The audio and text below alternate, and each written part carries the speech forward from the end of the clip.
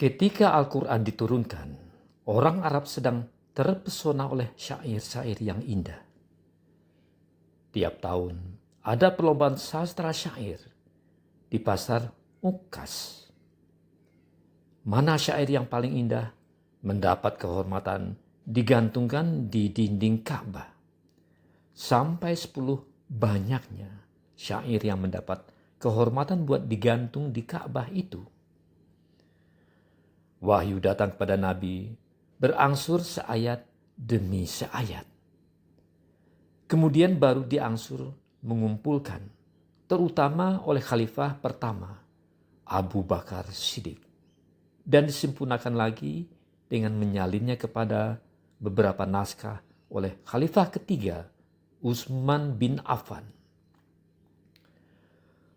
Kumpulan wahyu yang terdiri dari 114 surah mengandung 6.236 ayat itulah yang bernama Mushaf. Bahasa wahyu tetap bahasa Arab. Dialek bahasa Arab di masa itu sampai 7 macam. Tetapi dialek yang rata terpakai ialah dialek Quraisy yang berpusat di Mekah. Sedang Nabi Muhammad, orang Quraisy, dilahirkan di Mekah. Dalam bahasa Arab dialek Quraisy itulah Al-Quran diturunkan. Ketika Al-Quran telah turun, kagum seluruh Arab menerimanya. Bahasanya sangat indah dan ahli-ahli syairnya sendiri mengakui bahwa ini bukan syair. Dia berbahasa paling indah, mengatasi syair, mengatasi puisi dan prosa. Sedang mereka semuanya pun tahu bahwa Muhammad sejak semula bukan seorang ahli pidato atau retorika dan bukan pula seorang penyair.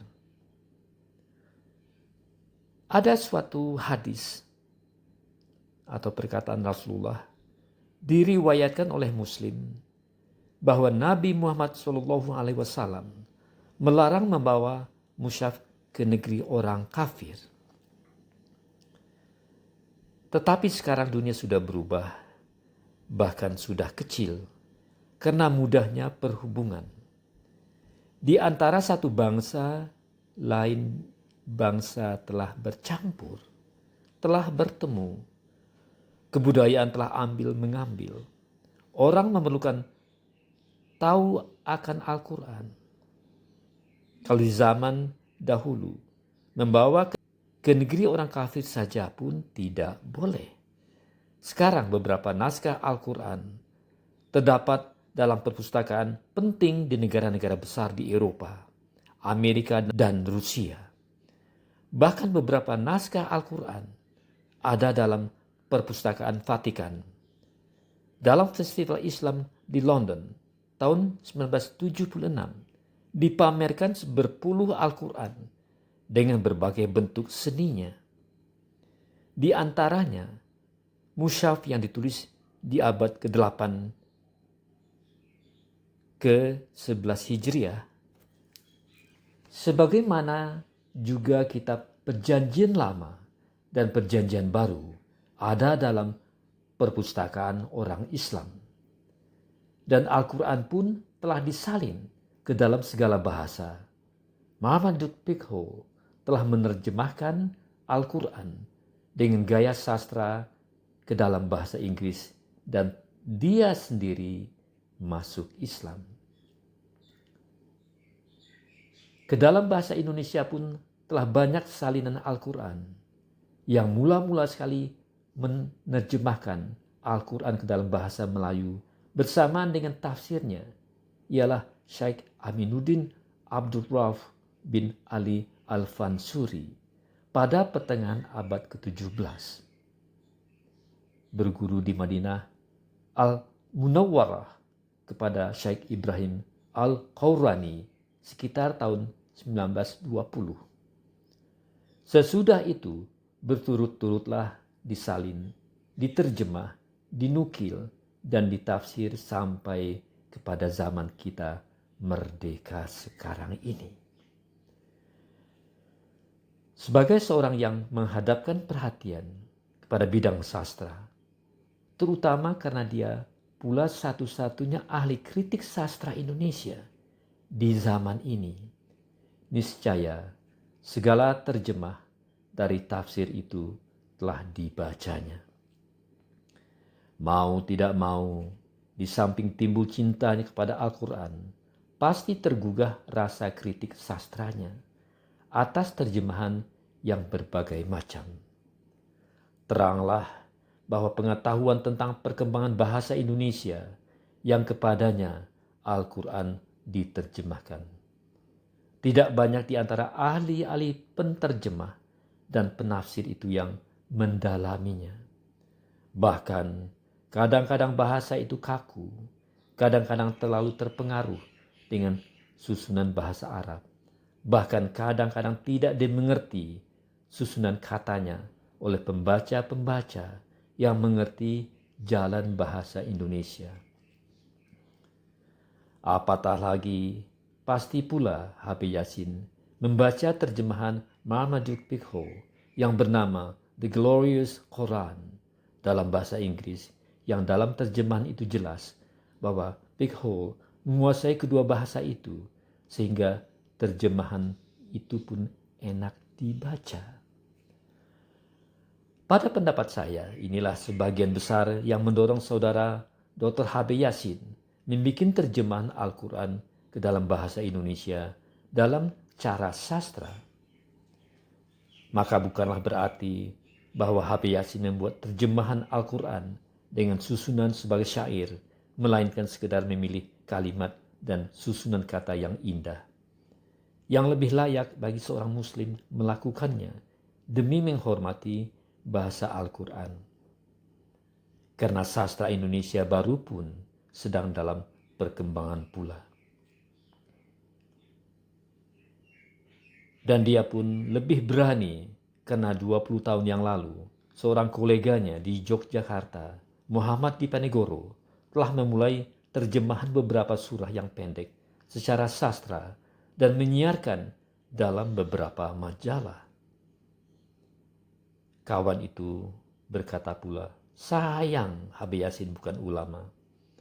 Lalu saya menjawab, sayang pula karena kebanyakan ulama kita yang menerjemahkan Al-Quran bukan sastrawan.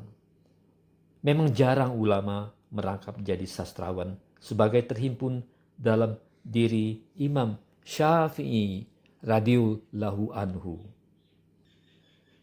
Lalu kata saya seterusnya, jarang di antara kita yang melengkapi semua keahlian. Namun di segala golongan sama-sama ada orang yang ingin berkhidmat kepada agamanya. Habib Yasin sebagai seorang ahli kritik sastra ingin pula berkhidmat melakukan dakwah untuk agamanya dalam bidang yang dikuasainya. Bukankah di Mesir sendiri sebagai pusat kegiatan perkembangan pikiran Islam di zaman kini timbul pula sastrawan-sastrawan muslim yang bukan ulama, bukan keluaran Al-Azhar, dan jasa para sastrawan itu tidak kurang kepada Islam dari jasa-jasa ulama-ulama itu sendiri. Di antara mereka ialah Abbas Mahmud Akkad, Dr. Hussein Haikal, Dr. Ahmad Amin, Ahmad Hasan Zayyad, dan Dr. Muhammad Al-Bahai. Abbas Mahmud Akkad meninggal 1964 sampai digelari Imlaq al-Udaba, raksasa para sastrawan. Dari banyaknya buah tangan beliau dalam segala bidang kehidupan dan kebudayaan Islam. Buku-buku yang beliau tulis tentang Islam kadang-kadang tidak dapat ditandingi walaupun oleh 10 ulama Al-Azhar. Karena pengetahuannya yang meluas dan mendalam meliputi soal-soal filsafat, politik, ekonomi, sosial, sejarah, dan sastra dunia. Malahan di kala hidupnya bersama Al-Ustaz Ahmad Hasan Zayyad, beliau pun tetap menulis dalam majalah Al-Azhar, dan majalah Mimbar Islam. Maka dengan usaha Dr. Habib Yasin menulis terjemahan Al-Quran ini, dia telah sampai kepada batas yang dia tidak dapat mundur lagi.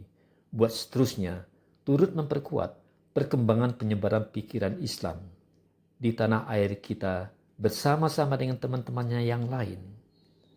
Apatah lagi, telah dijelaskan pendirian oleh Nabi Muhammad SAW sendiri. La rahbaniyata fil Islam. Tidak ada kependetaan dalam Islam. Tegasnya, tidaklah golongan yang dinamai ulama selama ini saja yang harus menguasai medan pikiran dan yang lain dilarang kalau tidak sesuai dengan pendapat beliau. Kalau terdapat salinan yang salah, bukan saja ulama, siapapun jua, asal ahli dan menguasai persoalannya, berhak menegur dan menunjukkan perbaikannya untuk dilaksanakan perbaikan itu pada cetakan selanjutnya.